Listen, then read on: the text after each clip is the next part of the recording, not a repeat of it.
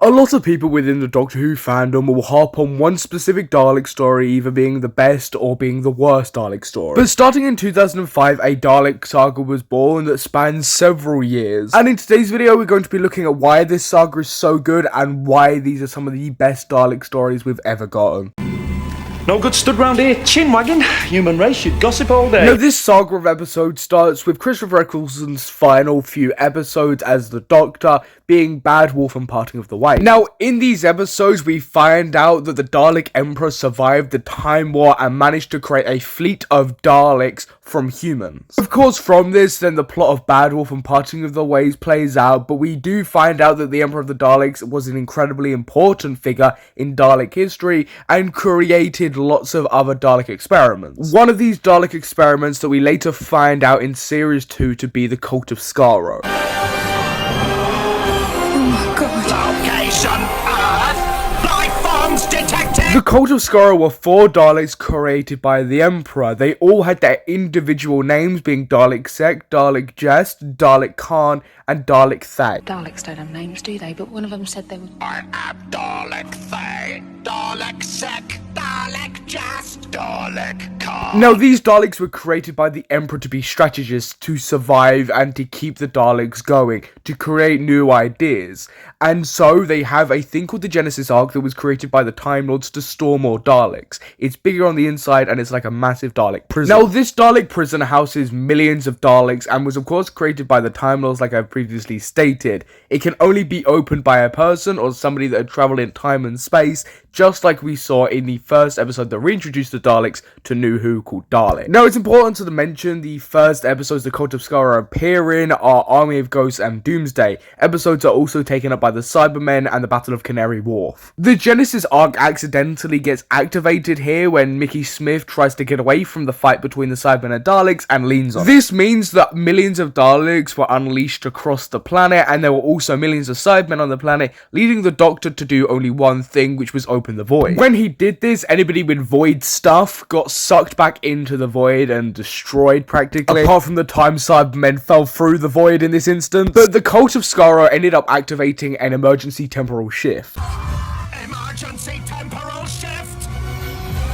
This basically means that the Daleks escaped, and we later find out in Series 3 that they escaped to Old Manhattan. In this story, the Cult of Skaro are trying to reactivate the Dalek Empire and come back. At this point, there are only 4 Daleks left in existence, which is the Cult of Skaro. Here's a little reminder if you forgot who they are. I am Dalek Thay, Dalek Sek, Dalek Jast, Dalek Caan. In the 2-parter Daleks in Manhattan and Evolution of the Daleks are, well, trying to evolve. They conduct several experiments, including creating a pig slave army and also creating the first Dalek-human hybrid. Was created by the Emperor for this very purpose. To imagine new ways of survival. And then we have this really gross bit where Dalek Sek opens up his casing and basically absorbs this guy, yeah. I need everything you asked of me!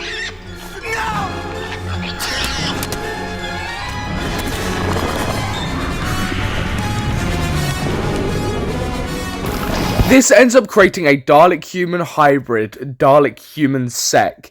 Yeah, keep up. They end up also trying to create a human Dalek army. Which, as you can imagine, none of this goes right as Dalek Sek starts to feel humanity as well. He's been merged with a human. He starts to feel human emotions and turns quote-unquote good. For this, the Daleks chain up their leader and, you know, exterminate him. We survive! Now we will destroy our greatest enemy, the Doctor! But he can help you. The Doctor must die! No, I beg you, don't. Exterminate!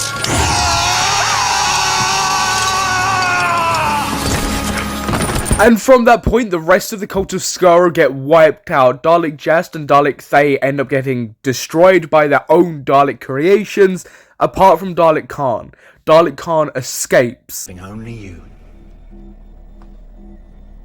Right now, you're facing the only man in the universe who might show you some compassion. Because I've just seen one genocide. I won't cause another. Caan, Let me help you. What do you say? Emergency temporal shift!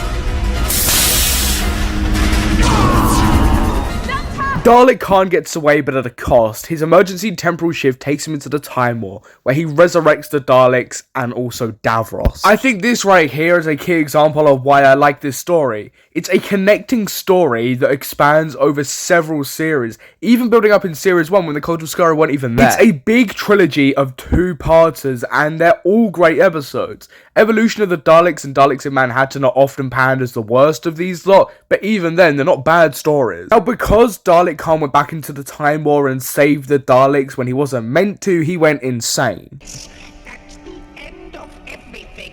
The Doctor and his precious children of time. Then, of course, the rest of this epic two-parter finale plays out. Dalek Khan's predictions come true, Davros and the rest of the Daleks are destroyed, well, apart from Davros, I guess. And of course, this is the epic culmination of not only this incredible saga, but also Series 4, and it plays out immaculately as well. It's two of the best episodes ever. It's got great cliffhangers, and Dalek Khan here makes it possible. All of the Daleks end up getting destroyed by the Meta-Crisis Doctor, and that's where this saga ends, or where most people believe this saga ends. But not only did Davros survive this, but also a Dalek ship fell through time back into the 1940s. This is where the Daleks created an android and posed as iron sights in World War II England. At this point in time, there's only 3 Daleks left, but they have a Dalek progenitor, and all they need is the Doctor to do this. Bearing in mind at this point, it's no longer Dr. 10, it's Dr. 11. Recognize you, wouldn't it saw you as impure? Your DNA is unrecognizable as Dalek. A solution was devised. Yes, my testimony. So you set a trap. You knew that the progenitor would recognize me, the Dalek's greatest enemy. And then this is where brand new Daleks are created, the Paradigm Daleks, a set of multicolored, huge fuck-off Daleks. They end up killing the 3 surviving Daleks, as now there are no need for them, and that's history. That's where the Dalek Empire arises yet again. And because of this, the Cult of Skaro succeeded in trying to bring back the Dalek Empire. Without all the Daleks and the Cult of Skaro, including Khan, doing their thing from Series 1 to Series 4, this wouldn't have been possible, and the Daleks would have succeeded.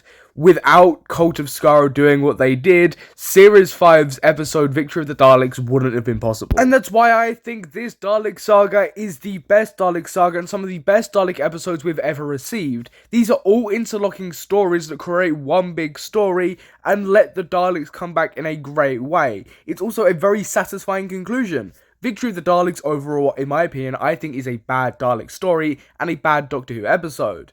But this conclusion, and the bit on screen right now, I think is great, and it's a great conclusion to the whole Cult of Skaro storyline and trying to bring back the Dalek Empire. But let me know what you think of this down below in the comment section. I've been your host Samuel, and I'll catch you in the next video.